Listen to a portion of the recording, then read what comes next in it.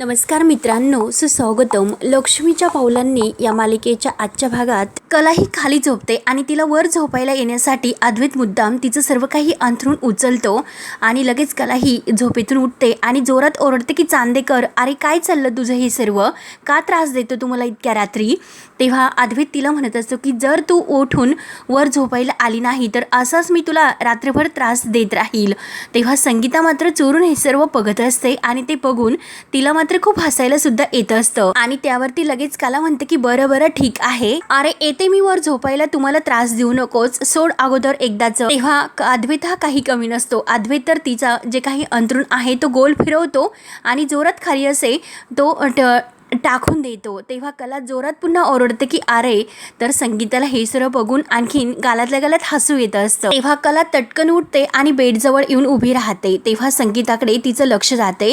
रागाने ती संगीताकडे बघत असते तर संगीता समोर ती मुद्दाम अद्वैतला म्हणते की हे बघ चांदेकर, आपण बेडवर एकत्र जरी झोपत असलो तरी एक गोष्ट मात्र खूप महत्वाची आहे. त्यावर अद्वैत विचारतो की काय? तेव्हा कला म्हणते की थांब एकच मिनिट, म्हणून तेथील जे पिलो असतात तर ते घेते आणि मध्ये असे बरोबर एका ठिकाणी ठेवते आणि हे बघ, ही हद्द खूप महत्त्वाची आहे, तिकडून तुझी हद्द आणि इकडून माझी हद्द, असे म्हणून ती जेव्हा त्या सर्व काही पिलो तेथे ठेवते तर संगीता डोक्याला हात लावून घेते आणि आता ह्या कलाला काय करावं हे तिच्या काही लक्षात येत नाही. तर कला अद्वैतला म्हणत असते की तू तिकडे झोपायचं आणि मी इकडे झोपायचं. तेव्हा अद्वैत म्हणतो की अगं ए, मी तुला माझ्या बेडवर झोपून देतो, हेच तुझं नशीब समज, आणि तूच मला काय सांगते की हद्द महत्वाची आहे? अगं मीच तुला सांगतो की हद्द माझ्यासाठी सुद्धा खूप महत्वाची आहे. तुला जागा दिली ना, मग तेवढ्याच एरियामध्ये तू झोपायचं. माझ्या जागेवर जर आली तर मग बघ की मी काय करतो ते, म्हणून तो सुद्धा कलाला धमकावतो. तर संगीता तोंडात बोट घालते आणि आश्चर्याने त्या दोघांचं भांडण ऐकत असते.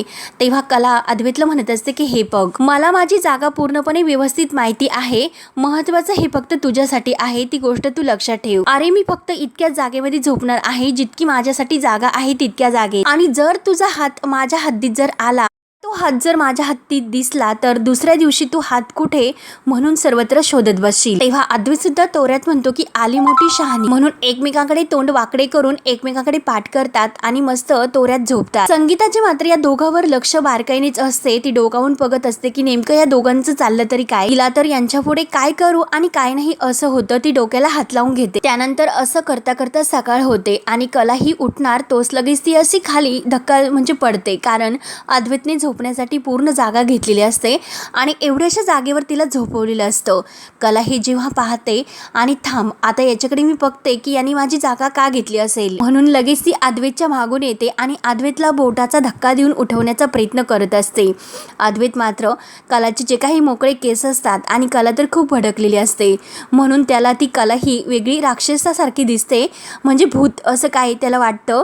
जेव्हा तो जागा होतो तेव्हा तर खूप घाबरतो आणि परत त्याच्या लक्षात येतं आणि तो म्हणतो की मी किती घाबरलो, असं कोणी सकाळी सकाळी कोणी घाबरतेस का?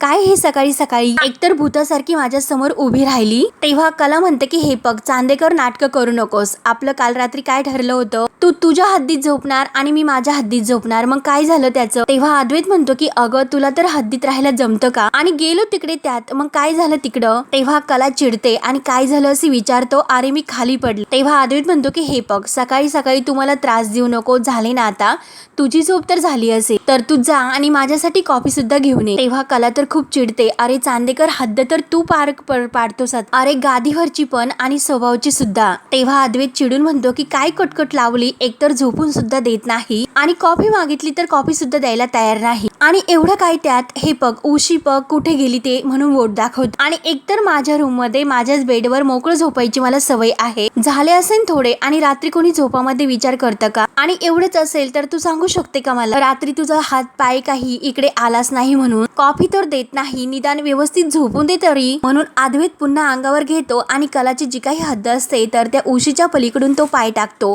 तेव्हा कलाला आणखीन राग येतो.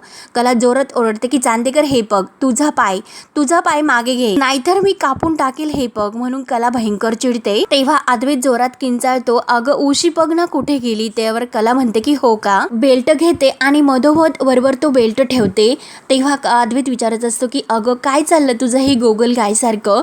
तेव्हा कला म्हणते की हे बघ, अरे झोप तर तू माझी मोडवतोस आणि मला म्हणतो की झोपून देत नाही म्हणून. अरे मला झोप सुद्धा नाही, अख्खी रात्र मी पाय पोटाशी घेऊन झोपले होते. मग हे बघ, आता गादीची ती हद्द तुझी आणि ही हद्द माझी. मग तू माझ्या हद्दीत यायचं नाही आणि मी सुद्धा तुझ्या हद्दीत येणार नाही. तेव्हा अद्वैत म्हणतो की चल आता माझी झोपमोड तर केलीच, मग सांग मला काय करशील समजा मी चुकून. आणि परत म्हणतो की तसंही मला तिकडे येण्यात काही इंटरेस्ट तर नाहीच आणि समजा मी आलो मग काय करशील. त्यावर कला म्हणते की काय रे, मी काय करशील म्हणजे तू काही मला चॅलेंज देतो का. अद्वैत म्हणतो की हे बघ, मी तुला चॅलेंज विलेंज काही देत नाही, क्युरिओसिटी म्हणून विचारतो. तेव्हा कला म्हणते की हो मी ठरवले नाही अजून, परंतु तुला मात्र अद्दल घडवल्याशिवाय मी काही राहणार नाही, हे कळले ना. त्यावर अद्वैत म्हणतो की हे बघ, तू काय करणार आहे हे तुझं ठरलेलं सुद्धा नाही आणि तरी सुद्धा तू मला अद्दल घडवणार आहे का. पण माझं मात्र ठरलेलं आहे की मी काय करणार आहे ते. कला म्हणते की काय करणार आहे, तर अद्वैत म्हणतो की हो बघ, मी डिरेक्टली तुझ्या आईला जाऊन हे सर्व सांगणार आहे. बघत तरच राहा की तुमची मुलगी मला कसा त्रास देते ती मी त्यांच्याकडे कंप्लेंट करणार तुझ्याबद्दल. विषय संपला. त्यावरती कला म्हणते की हे बघ, बाद झालं, सारखं सारखं तू मला माझ्या आईची धमकी देऊ नकोस.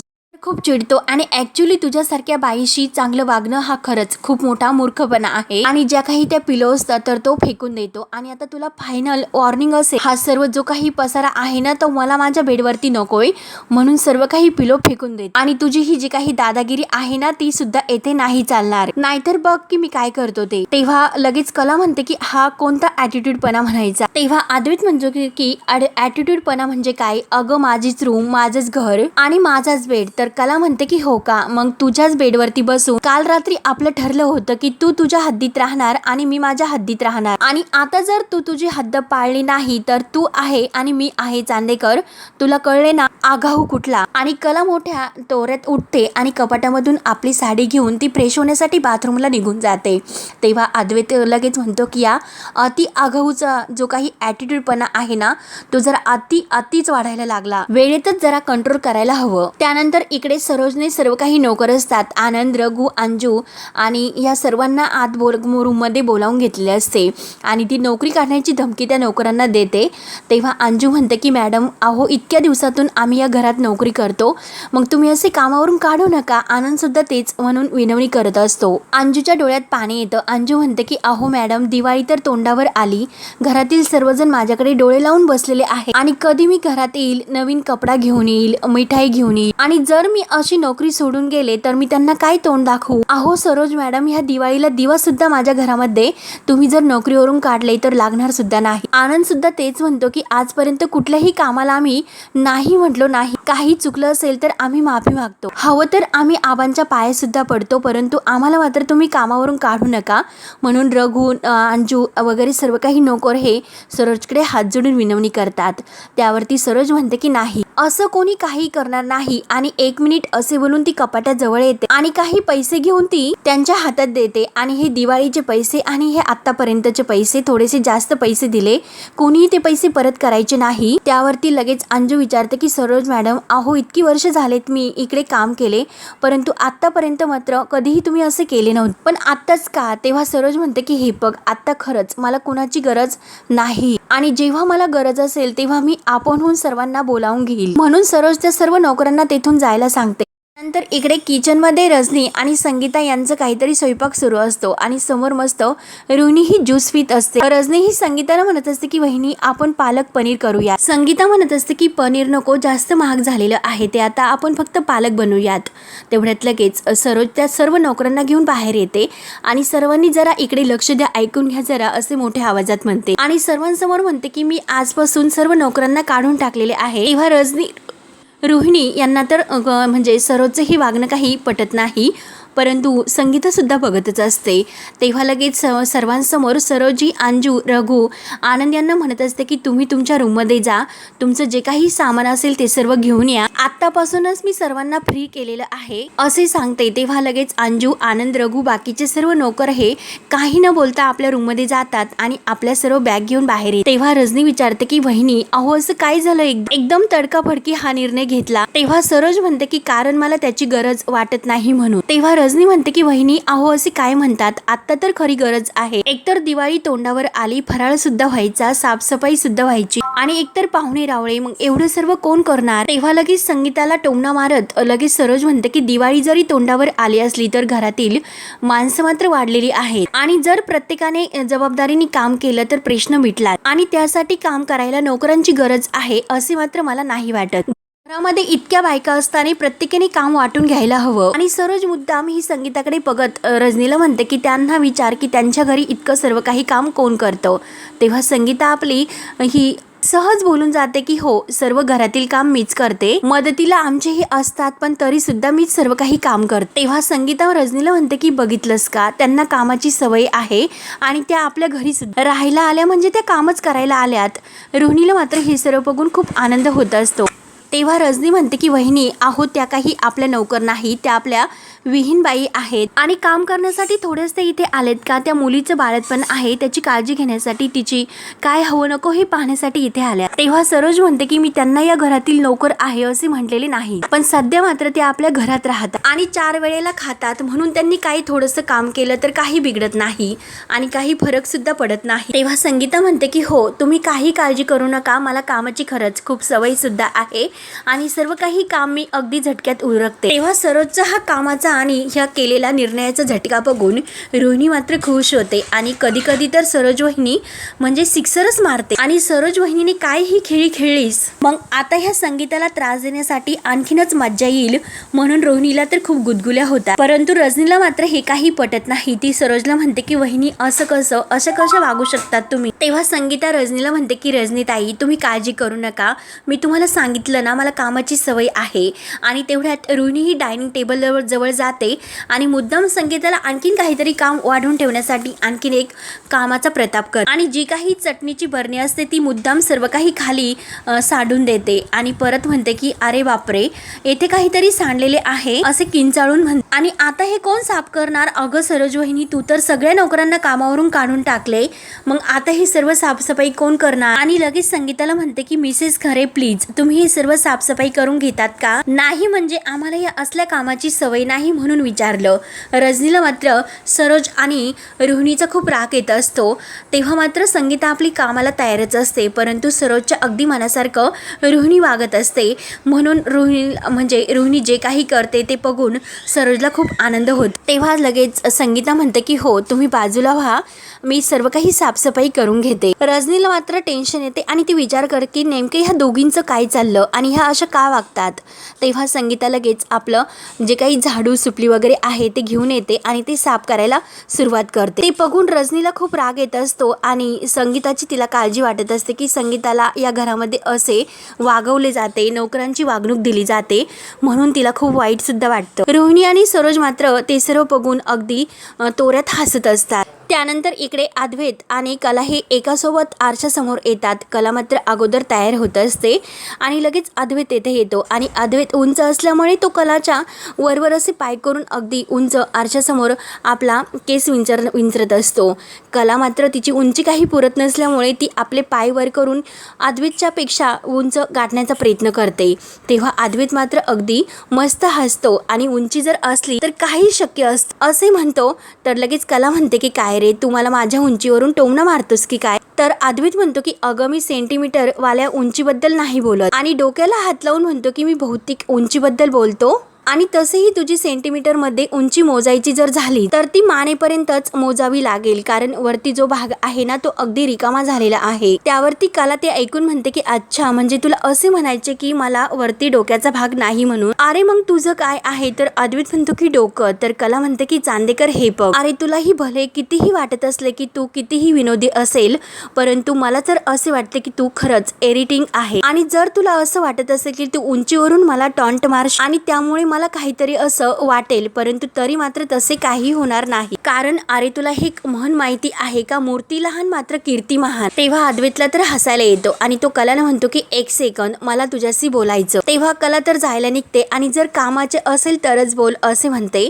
तेव्हा अद्वैत म्हणतो की हो कामाचे आहे म्हणूनच बोलतो, तसाही मला कामाव्यतिरिक्त टाइमपास करता येत नाही. तर अद्वैत विचारू लागतो की अगं दिवाळी आहे आणि काही ह्या आपल्या पेढीवरती म्हणजे लॉन्चवरती काही असे चांदेकर ज्वेलर्समध्ये काही नवीन प्रोडक्ट्स हे जॉईन करायचे। लक्ष्मी पूजनाच्या निमित्ताने लोक छोट्या छोट्या असे गोष्टी घ्यायला येतात। कानातील आणि अंगठ्या असे काहीतरी छोटे प्रोडक्ट्स हे लॉन्च करायचे। तेव्हा कला म्हणते की ठीक आहे, माझे सकाळची जी कामं आहे ती उरकून घेते आणि दुपारी ह्या डिझाईन्स बनवायला मी घेते। आणि तसेही मला मातीचे छोटे छोटे मावळे सुद्धा बनवायचे आणि लहान मुलांना ते मावळे खूप आवडतात, त्याने सुद्धा मला जरा जास्त पैसे मिळतील। त्यावरती अद्वैत लगेच म्हणतो की मला कशाला सांगतेस? तर कला म्हणते की अरे तूच आत्ता म्हटला होता दिवाळी जवळ येते म्हणून मला सुद्धा त्याची आठवण झाली। तर अद्वैत म्हणतो की त्याच्याशी माझा काय संबंध, मी फक्त कामापुरतं बोलतो, जेवढं आहे तेवढंच सांगतो आणि तू सुद्धा तेवढंच बोल। तर कला म्हणते की अरे एखाद्याने किती असं स्वार्थी असावं, आणि ठीक आहे मी तुला डिझाईन्स बनवून देते असे म्हणून कला खाली निघून जाते। त्यानंतर खाली तर सरोज आणि रोहिणी तर उभ्या असतात आणि संगीता साफसफाई करत असते।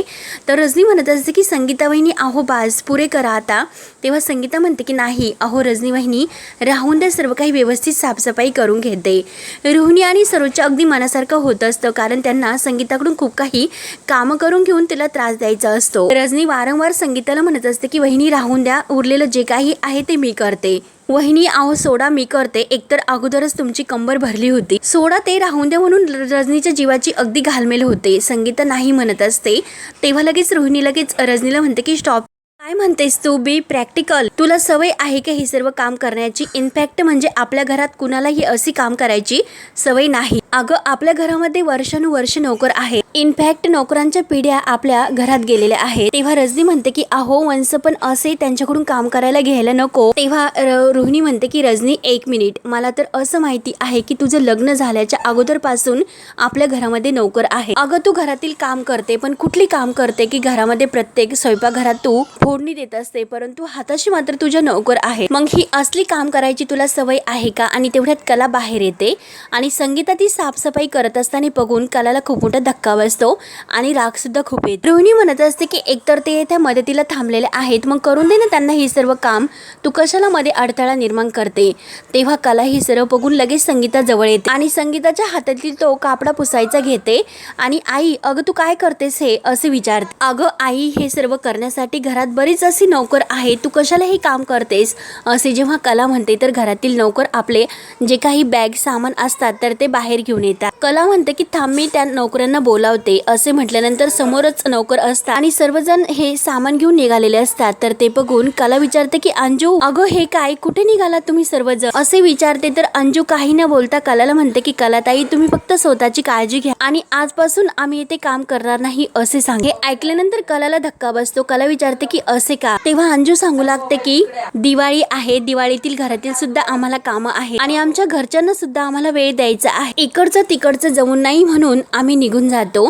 तेव्हा लगेच कला म्हणते की अंजू रघुदादा आनंददादा इतक्या वर्षापासून तुम्ही या घरात काम करतात, मग याच वर्षी काय झालं? तेव्हा आनंददादा म्हणतात की कलाताई खरंच तुम्ही राग मानू नका, म्हणून सर्वजण नोकर आपल्या बॅग घेऊन तेथून निघून जातात। तर कला ही संगीताला विचारते की आई सकाळी सकाळी हे काय झालं होतं म्हणून तू साफसफाई कर? तेव्हा संगीता म्हणते की अगं दिवाळी आली, मग आपण साफसफाईला सुरुवात करायला हवी, मी स्वयंपाक करते आणि ही मोठी खोली साफ करून घेते। तेव्हा कला म्हणते की हे बघ आई तुला काही करण्याची गरज नाही, आई तुझी कंबर धरली होती त्यामुळे तू राहा, आराम कर, मी सर्व काही काम करते। आणि रजनीला म्हणते की रजनी मॅडम तुम्ही सुद्धा आईच्या सोबत बसा, मी सर्व काही करून घेते, पटकन आटपून घेते। तेव्हा रजनी म्हणते की हो आणि संगीताला घेऊन रजनी बाजूला जाते। तेव्हा कला ही स्वतःच्या हाताने सर्व काही ते साफसफाई करून घेते। तेव्हा रजनी ही संगीताला म्हणत असते की खरंच मला खूप वाईट वाटतं की आमच्या घरी तुम्हाला हे सर्व काम करावं लागतं।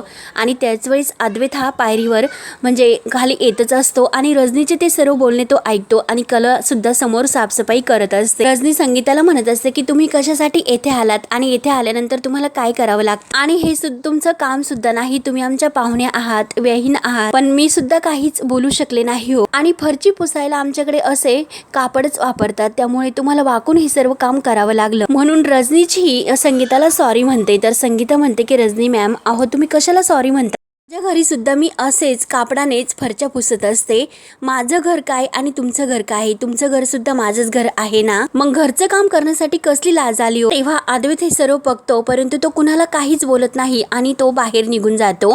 कला सुद्धा त्याच्याकडे पाहते, पण रोहिणी म्हणते की अद्वैत असं काही न बोलता अचानक कुठे निघून गेला? तेव्हा सर्वजण विचार करतात की अद्वैत कुठे गेला असेल, म्हणून हा भाग येथे संपतो। पुढील भागामध्ये कला ही सर्व काम करून करून थकलेली असते।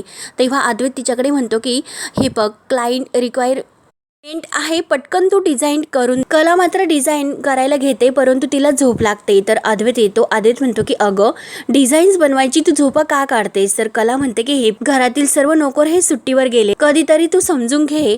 तेव्हा अद्वैत हा काय करतो की सर्व नोकरांना तो परत बोलावून घेतो. तर सरोज हे सर्व बघून खूप भडकते. सर्वजण ते सुट्टीवर गेले होते, तू परत त्यांना घरी कशाला बोलावलेस. तर लगेच अद्वैत हसून म्हणतो की खरेला मदत होण्यासाठी. एकटीने सर्व घरातील काम सांभाळता सांभाळता जे काही ऑफिसमधील डिझाईन होते तर ते पूर्ण होत नव्हते, त्यामुळे आता खरेचा लोड कमी होईल. तर अद्वैतची ही कलाबाबतीतचा जो काही मनाचा निर्णय आहे आणि कलाला जो काही त्रास होतो तर त्याचा अद्वैत हा त्रास कमी करण्यासाठी सर्व नोकरांना घेऊन येतो. हे सर्व बघून कलाला सुद्धा खूप छान वाटतं आणि ती अद्वैतकडे बघत असते. तेव्हा आता पुढे काय काय होत राहणार हे बघण्यासाठी आपल्या चॅनलला नक्की सबस्क्राईब करत राहा. धन्यवाद.